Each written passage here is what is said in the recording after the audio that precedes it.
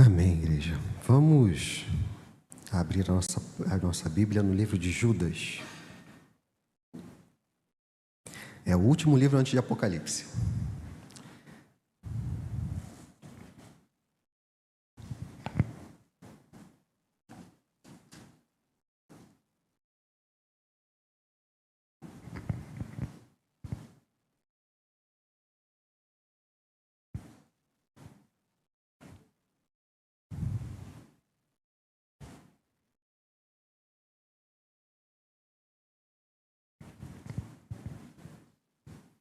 Tá bem? Todos acharam?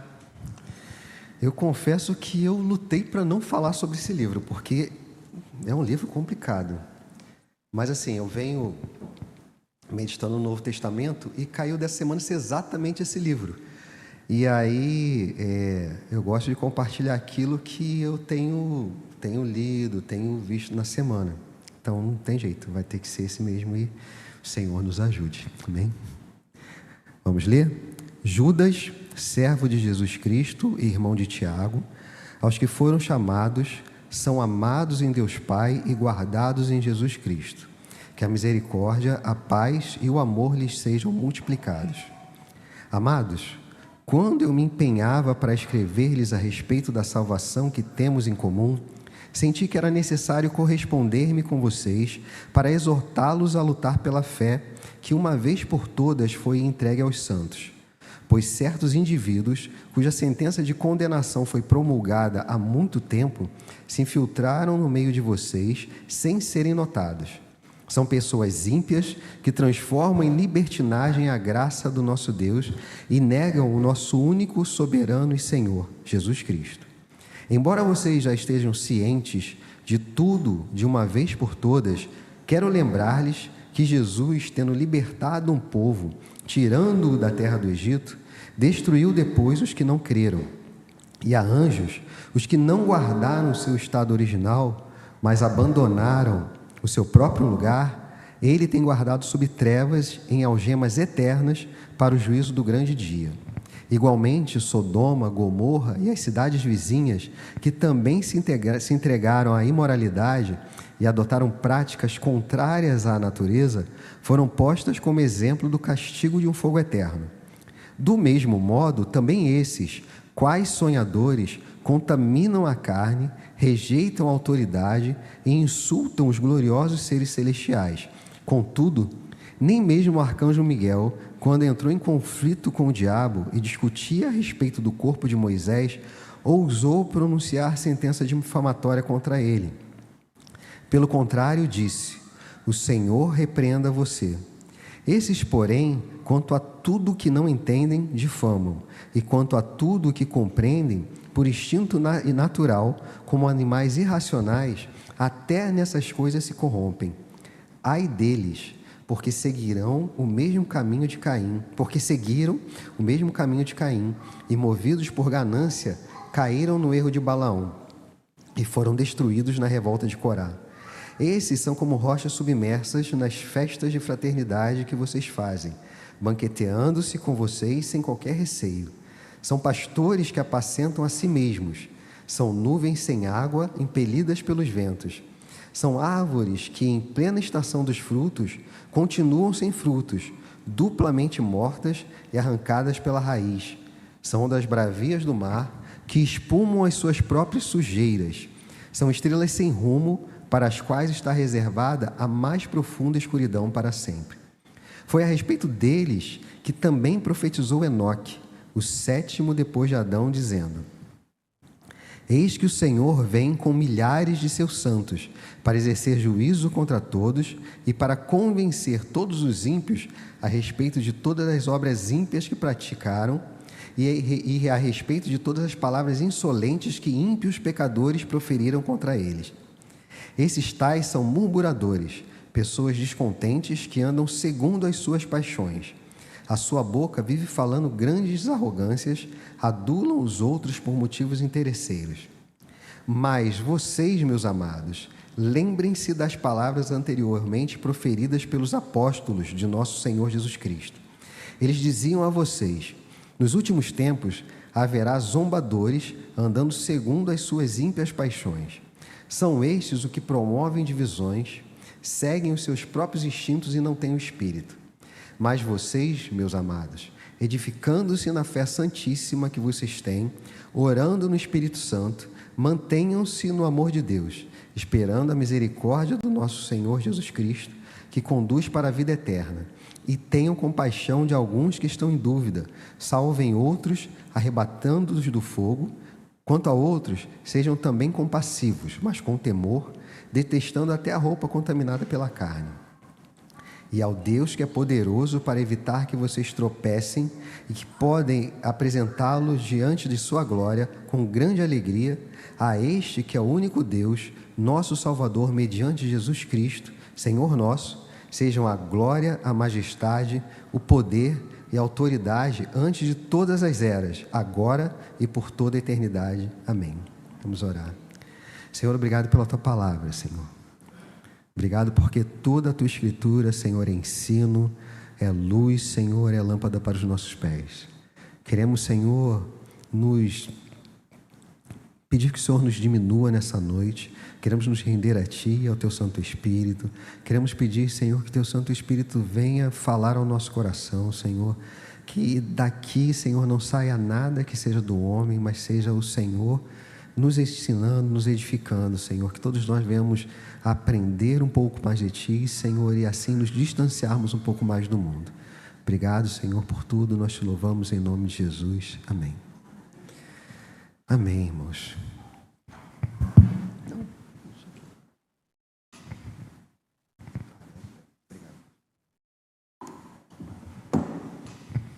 Amém, irmãos. Em primeiro lugar, é importante a gente esclarecer que a carta de Judas, ela não foi escrita para o mundo em geral. Ela foi escrita para os crentes, para a igreja. E ela trata de assuntos referentes ao reino de Deus e àqueles que já fazem parte do reino de Deus. Judas, ele começa no versículo 1, onde ele diz: revelação de Jesus Cristo, o qual Deus lhe deu para mostrar aos seus servos as coisas que em breve devem acontecer. Desculpa, estou lendo o lugar errado. Judas, servo de Jesus Cristo, irmão de Tiago, aos que foram chamados, são amados em Deus Pai e guardados em Jesus Cristo. Que a misericórdia, a paz e o amor lhe sejam multiplicados. Então Judas, ele começa o seu livro fundamentando a nossa identidade cristã. E a nossa identidade cristã, ela não está relacionada com o que nós fazemos, com o que nós fomos, da família que nós viemos, o que de cultura nós temos. A nossa identidade cristã, ela é espelhada naquilo que o Senhor Jesus fez por nós. A nossa identidade, ela se revela e se relaciona com aquilo que Cristo fez. E o que Cristo fez? Ele nos chamou, Ele nos amou, Ele nos chamou, Ele nos salvou, Ele nos redimiu e tem nos santificado por meio do seu Santo Espírito. Isso é o que nos define. Não é o passado que nos define, não é aquilo que a gente acha certo que nos define. O que nos define é aquilo que o Senhor fez por nós e quer por nós, para a nossa vida, como igreja. Não é pelo nosso caráter, aliás, um caráter que é falho, ou por nossas obras que somos identificados como cristãos, mas sim pela graça, bondade e misericórdia do Senhor.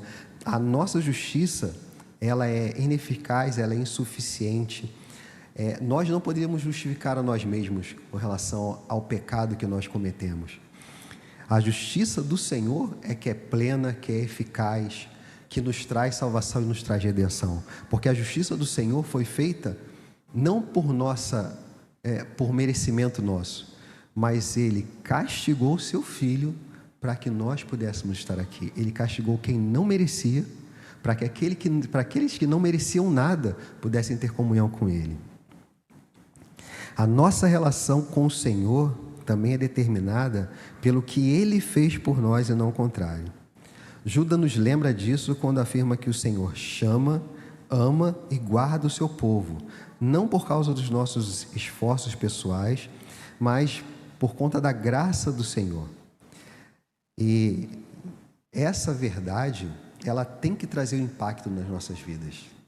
Essa verdade, ela tem que mudar alguma coisa dentro da gente. Nós temos que olhar para o que nós éramos, olhar para o que nós pensávamos, olhar para o que o Senhor fez por nós. Isso tem que ter um impacto. Qual o impacto? De querer seguir a Cristo, de querer viver por Ele, de aceitar a salvação do Senhor, de compreender a grandiosidade do Senhor e o que Ele continua fazendo nas nossas vidas, nos levando para a vida eterna, nos levando para o reino do Filho do seu amor.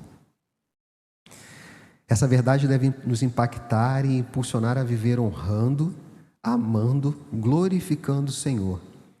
E não somente aqui, não somente na igreja, não somente com hinos e cânticos, mas de uma forma prática. Tem uma música, ela não é cristã, mas ela tem uma frase que é muito interessante. E eu estava passando e ouvindo em algum lugar, isso me marcou. O que você está fazendo quando ninguém está vendo? O que você está sendo quando ninguém está vendo? E essa é uma verdade. É muito fácil ser cristão aqui. É muito fácil ser cristão no meio dos irmãos. É muito mais complicado no mundo, quando a gente tem que fazer escolhas que às vezes contrariam tudo aquilo que o mundo pede. E isso tem piorado. Não sei se os irmãos têm percebido isso. Mas com o passar do tempo, cada vez mais o mundo tem se degradado e quer exigir dos outros o mesmo comportamento. E aí o nosso desafio fica cada vez maior, porque a gente vive no mundo, nós não somos do mundo, mas vivemos no mundo. Então, temos que honrar ao Senhor, honrar essa identidade que o Senhor nos conferiu, honrar essa identidade que não fomos nós que conseguimos pelos nossos méritos, mas que o Senhor nos deu. No versículo 3, Judas ele começa a desenvolver a carta dele, depois de se apresentar e de nos posicionar em relação a quem nós somos. Ele diz: amados, quando eu me empenhava para escrever-lhes a respeito da salvação que temos em comum, senti que era necessário corresponder-me com vocês para exortá-los a lutar pela fé, que uma vez por todas foi entregue aos santos. Pois certos indivíduos, cuja sentença de condenação foi promulgada há muito tempo, se infiltraram no meio de vocês sem serem notadas. São pessoas ímpias que transformam em libertinagem a graça do nosso Deus e negam o nosso único e soberano e Senhor Jesus Cristo. Então Judas ele queria falar sobre salvação, só que ao pensar sobre a salvação ele viu que era necessário tratar de um assunto com vistas a proteger e lutar pela fé verdadeira. Mas não se trata de lutar pela fé verdadeira contra o mundo. E isso é que é interessante.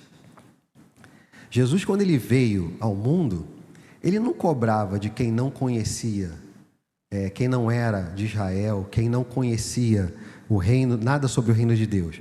Ele cobrava dos fariseus, eles cobravam dos sacerdotes, eles cobravam daqueles que eram os religiosos da época, aqueles que diziam que tinham Deus, aqueles que achavam que a verdadeira fé, a verdadeira religião era deles. E aqui também não é muito diferente. O que Judas tem para alertar a igreja não é sobre a influência externa do mundo, mas sobre aqueles que se infiltraram e estão dentro da igreja, como ervas daninhas, querendo, de alguma forma, tirar Jesus do centro, colocar alguma outra coisa no centro. Não se tratava de lutar contra o mundo, contra influências externas, e sim contra pessoas que se levantavam dentro da igreja, infiltradas, desvirtuando o verdadeiro evangelho. Outro fato importante é que essa carta especificamente, ela não é destinada a nenhum líder, ela não é destinada, a princípio, a pastores, embora, logicamente, pastores vão ser impactados também por essa palavra. A mestres, ela é direcionada à igreja. A preocupação de Judas não era simplesmente com os líderes, mas com a igreja, com a existência da igreja, como a igreja existia, de que forma ela poderia ser impactada por essas mentiras transvestidas de verdade. Então ela não foi dirigida a líderes da igreja, mas toda a igreja, no intuito de advertir e colocar os irmãos em alerta para que não fossem levados ao engano de pregações vãs. E por que isso? Porque a vida cristã, irmãos, ela é comunitária. E às vezes a gente perde um pouco desse sentido, né? Nessa vida tão moderna, em que cada um vive para si, e a igreja, infelizmente, também já perdeu muito disso, dessa vida em comunidade. A gente esquece disso, que quando o irmão sofre, todo o corpo sofre. O pé não pode dizer para a mão, porque eu sou pé, não sou do corpo. A palavra fala sobre isso. Então, quando um irmão ele é impactado a ponto de acabar saindo da igreja, ou mais do que isso, influenciando outros irmãos negativamente, o corpo sofre. Então, a vida cristã ela é comunitária. Quando Judas adverte acerca dos falsos mestres, ele estava escrevendo para a igreja. Judas diz a todos que batalhassem pela fé, uma vez por todas, confiada aos santos. Toda a igreja necessita de ser equipada para essa batalha, preparada para refutar falsas doutrinas e permanecer firme contra influências que corrompem o ensino de Cristo. Nós, como igreja, hoje não é tão diferente como no passado. Nós vemos claramente vários tipos de pregações que nada tem a ver com o Evangelho, vários tipos de subterfúgios que nada tem a ver com o Evangelho, vários tipos de pregações de autoajuda que tiram o Senhor Jesus do centro, e parece que não tem nada a ver, mas tem muita coisa a ver. Pregações que dizem que nós somos tão importantes, que nós somos o centro de Cristo, Cristo é o centro de Deus e nós somos o centro de Cristo. São tantas pregações que, de uma certa forma, ou invalidam, ou, e o que é pior, diminuem o sacrifício de Cristo, e que se nós formos ingressar por esse caminho, nós também estamos invalidando o sacrifício do Senhor. Então nós temos que tomar cuidado com esse tipo de pregação. O crente precisa ser habilitado na palavra de Deus, de tal forma que consiga detectar a diferença entre a fé cristã e qualquer deturpação. Por isso que é importante, irmãos, nós temos aqui na igreja CETEB, Panorama Bíblico, Escola Bíblica, tudo para quê? Para que a gente possa formar e ser formados na palavra, para que a gente possa aprender da palavra. O Evangelho, ele não pode ser o Evangelho que nós venhamos aceitar a Cristo e tudo bem, e a gente vai viver de qualquer forma, sem procurar conhecer o Deus que nos salvou, conhecer o Senhor da nossa vida. E a gente só pode fazer isso com a leitura, com o estudo da palavra, com o apoio de pessoas que já aprenderam e podem passar para nós, com a ajuda do Espírito Santo. Isso é importante para que os nossos pés estejam firmes sobre a rocha. Isso é importante para que, quando venham os ventos, as falsas doutrinas, a nossa casa não balance, como diz a palavra. Judas afirma que certos indivíduos se introduziram com dissimulação, os quais, desde muito, foram antecipadamente pronunciados para essa condenação. Homens ímpios que transformam em libertinagem a graça de nosso Deus e negam o nosso único soberano, Senhor Jesus Cristo. O que acontece? E por que nós temos que estar atentos? Uma vez que uma pregação, por mínimo que se desvie da palavra, vem impactar a nossa vida, não somente aquela pessoa está negando a graça do Senhor, mas nós passamos a entender dessa forma e também negamos o Senhor. E negar o Senhor é algo grave. Negar ao Senhor é algo que vai impactar o destino da igreja. É importante e fundamental que estejamos atentos para identificar pregadores, pastores ou mestres que não dizem realmente aquilo que creem, que nunca falam sobre julgamento, sobre a cruz de Cristo, que não têm como objetivo a piedade dos seus ouvintes e proclamam uma graça barata, negando a Cristo. Já reparou que algumas pregações, elas falam de qualquer coisa, menos da necessidade que nós temos de pedir perdão ao Senhor? Da necessidade que há em reconhecermos que nós somos pequenos e que o Senhor é tudo para nós? É isso que nós precisamos identificar, irmãos. Seja em qualquer lugar, uma vez eu já falei isso, seja em qualquer lugar que nós possamos estar, seja aqui, e se for aqui, e algum irmão identificar isso, Eu creio que qualquer um aqui que esteja aqui à frente é humilde para ouvir uma exortação dos irmãos. Então, caso isso aconteça, e se for uma coisa pontual, que haja correção. Se não for, se afaste. A gente vê várias denominações, e eu não vou citar porque não é o caso, que o culto ele parece tanta coisa, menos um culto ao Senhor. E dessas a gente tem que se manter longe. Uma vez eu estive em um determinado local, eu não vou falar o nome, e na verdade eu não estava. Minha esposa foi, eu fui buscar e fiquei do lado de fora escutando. Isso já tem muitos anos. E eu acho que eu já comentei isso aqui na igreja uma vez. E o pastor estava pregando vingança. Literalmente pregando vingança. E a igreja dando glória a Deus e aleluia. E eu ouvindo aquilo de fora, eu falei, meu Deus, não há evangelho nisso. O evangelho é o contrário. O evangelho é dar a outra face. O evangelho é o Senhor que largou toda a sua glória para se humilhar e morrer por nós. E a gente estava escutando um evangelho diferente. E muitas pessoas absorvendo aquilo. E o que isso gera? É só a gente ir para as redes sociais que a gente vai ver o que gera essa pregação. A gente, hoje o grande termômetro da sociedade, se é que a gente pode dizer isso, são as redes sociais.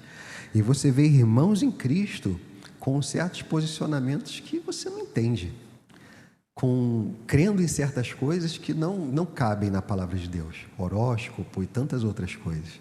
Por quê? Porque a mente está sendo contaminada por algumas pregações, contaminada por alguns ensinos, por esse sincretismo que tem se formado. Então essa palavra, essa carta, ela é sobre isso. E Judas ele fala a respeito do juízo de Deus sobre os ímpios que se negam a reconhecê-lo como Senhor, tanto no passado, na velha aliança, como no presente, na nova aliança. A gente vê o Senhor Deus como Senhor generoso e bom, e Ele é. Isso não é mentira. Mas Ele também tem um juízo preparado para aqueles que negam o Filho. Hoje, naquele tempo, a questão era, existia o reino de Israel e Deus ele exigia que o povo fosse leal ao Senhor.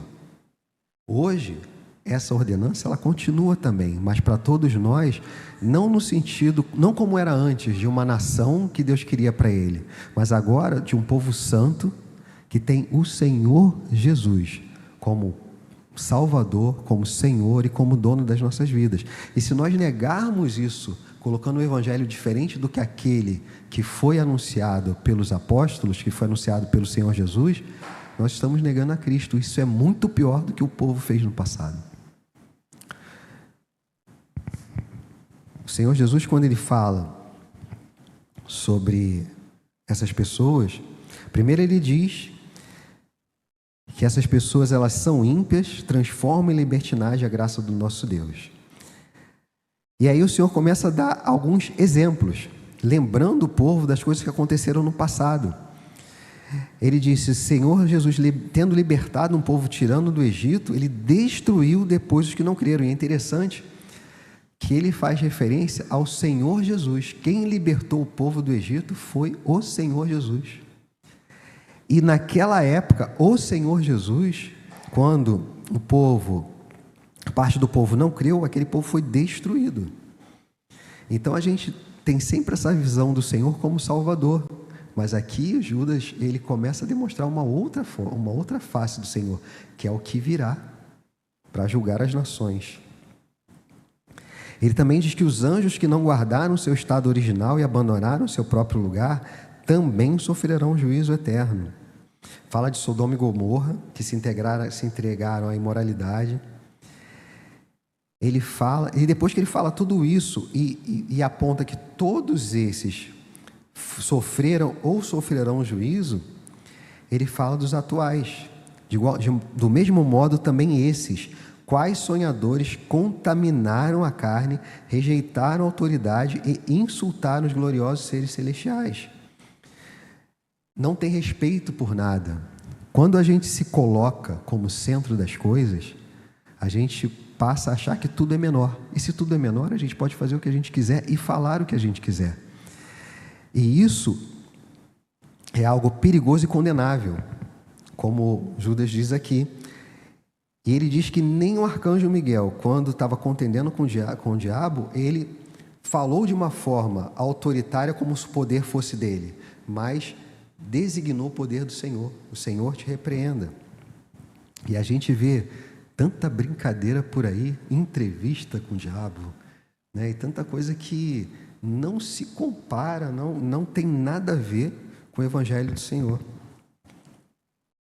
E ele diz mais: tudo que não entendem, difamam, e quanto a tudo que compreendem por instinto natural, como animais irracionais, até nessas coisas se corrompem. Ai deles, porque seguiram o mesmo caminho de Caim. Caim matou Abel. Movidos por ganância, caíram no erro de Balaão, venda da fé. Balaão, ele, como nós sabemos, Balaão, ele foi chamado por um reino para amaldiçoar Israel. E foi dito a ele que pagariam para que ele fizesse isso. Ele não conseguiu, e é o que ele fez. Ele ensinou de alguma forma, que aquela nação tentasse fazer isso. Não conseguiram, e Balaão também sofreu e foi destruído por conta disso. Da mesma forma, a revolta de Corá, que se surgiu contra Moisés, não.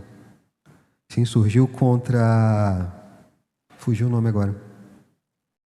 Depois de Moisés, Luizinho, me ajuda. Depois de Moisés, Josué. Sim, surgiu contra Josué. E também foram derrotados. Enfim, irmãos, são tantas coisas, eu não vou nem me ater com relação a essa parte do juízo de Deus, mas é interessante a gente verificar o que nós podemos fazer para tentar evitar.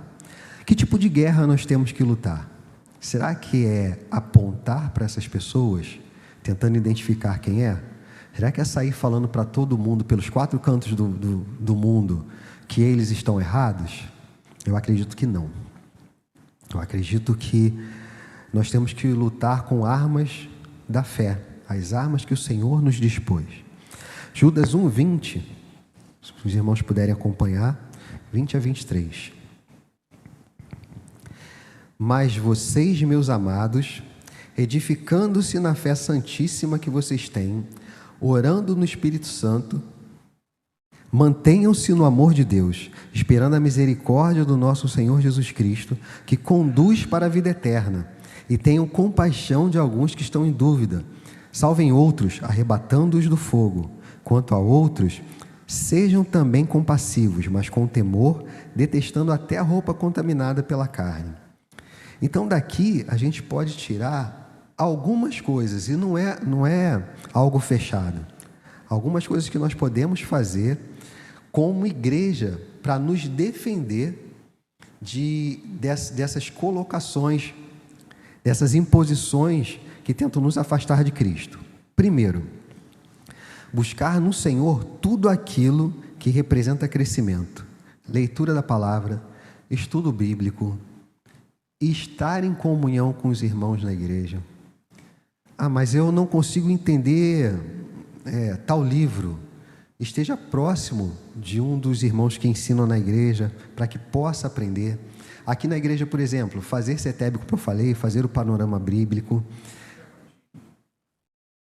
pré-batismo e batismo para aqueles que não se converteram ainda, ou que se converteram, mas ainda não passaram por essa experiência.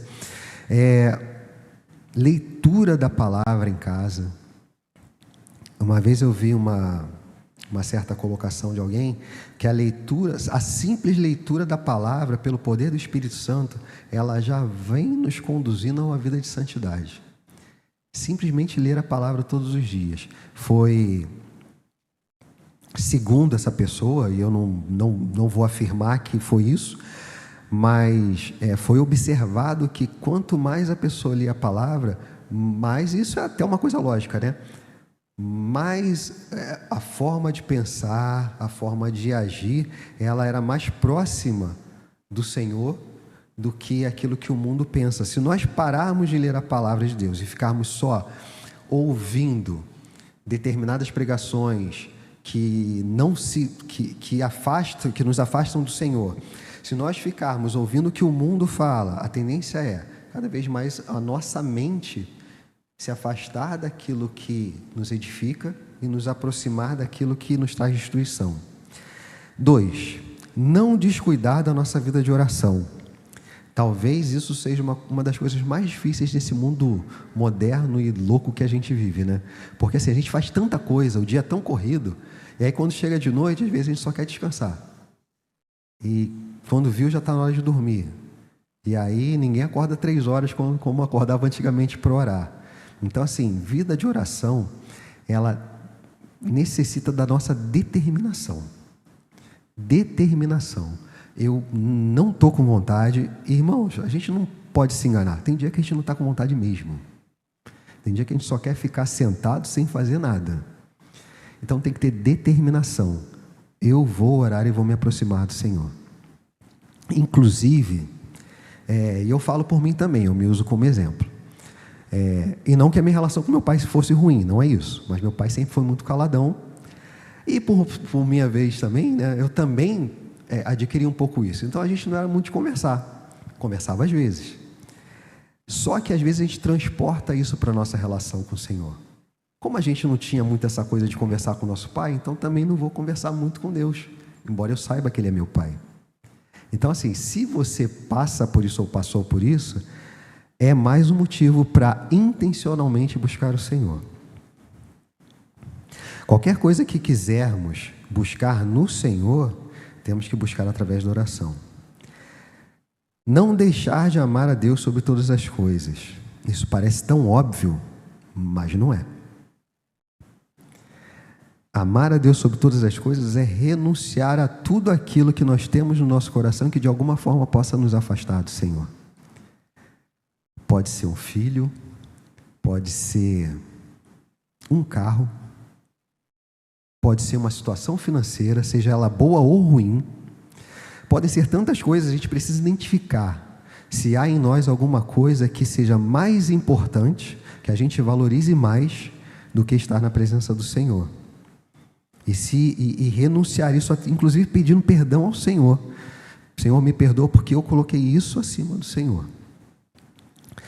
Eu acredito que isso sou eu que acredito, tá? Vou falar igual Paulo, falo como homem.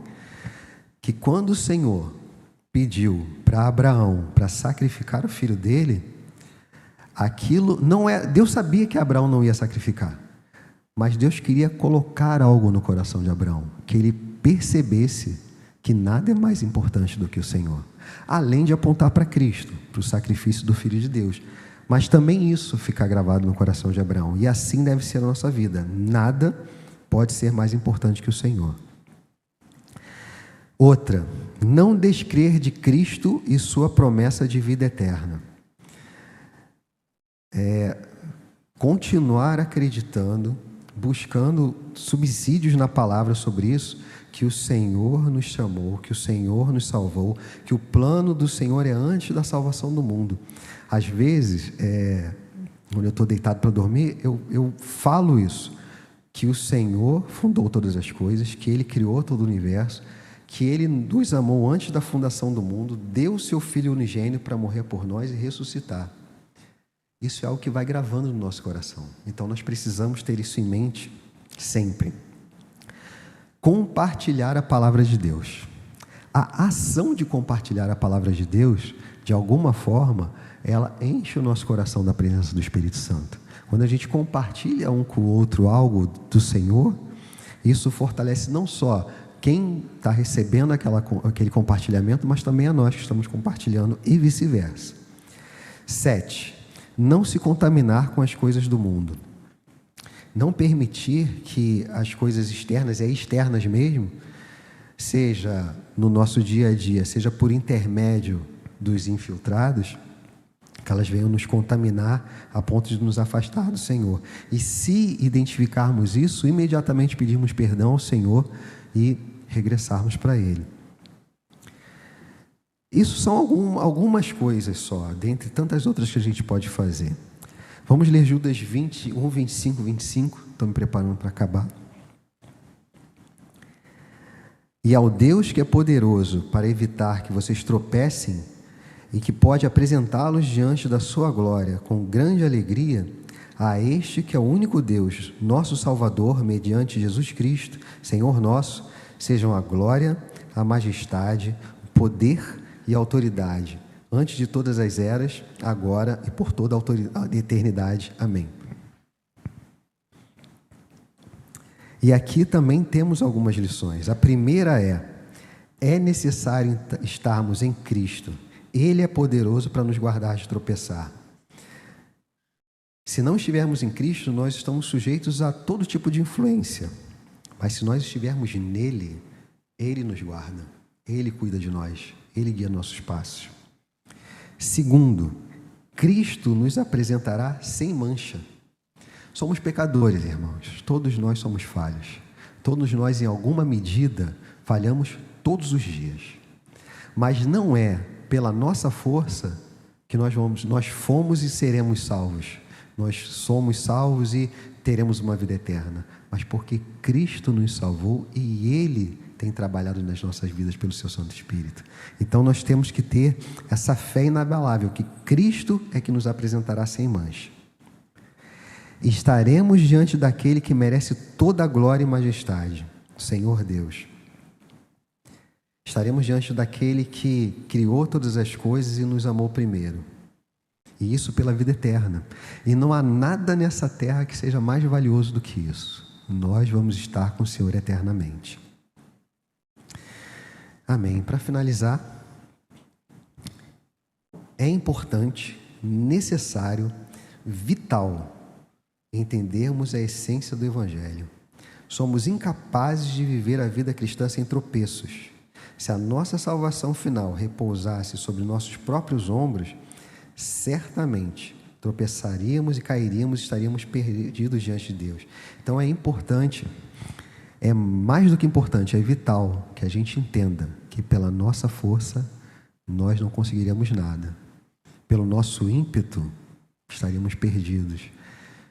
Pelos nossos pensamentos, sem chance. Agora, pela vontade do Senhor, pelo plano de salvação do Senhor, pela entrega do Senhor Jesus Cristo, aí sim, aí nós temos salvação.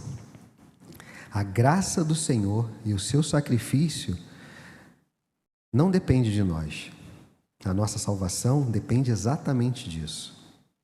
Aquele que é poderoso para nos guardar de tropeços e para nos apresentar de forma santa, justa e imaculada. Justa, não porque nós somos justos, mas porque nós somos justificados nele.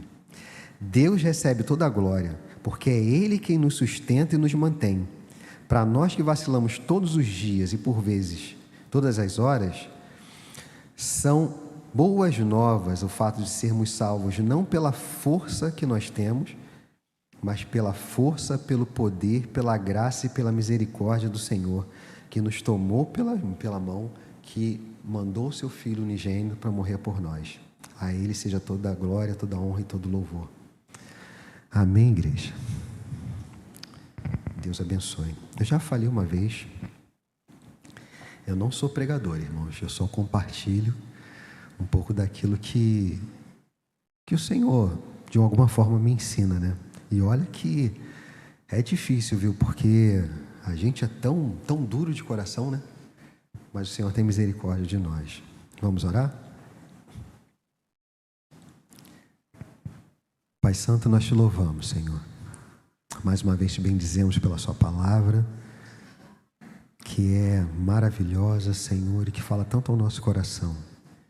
Senhor, obrigado porque o Senhor nos esclarece que é importante estarmos firmes no Senhor, vivendo a Tua palavra, lendo e conhecendo a Ti, Senhor, buscando, Senhor, cada vez mais conhecer a Ti, Senhor, estarmos unidos uns aos outros, estarmos com uma vida de oração, Senhor, ter comunhão com os irmãos, viver uma vida, Senhor, que honre e glorifique a Ti, crendo no Teu sacrifício, Senhor, na Tua verdade, crendo que o Senhor Jesus veio e morreu por nós, crendo que o Senhor tem uma obra redentora em cada um de nós, Senhor, crendo que o Senhor tem preparado um lugar eternamente para nós.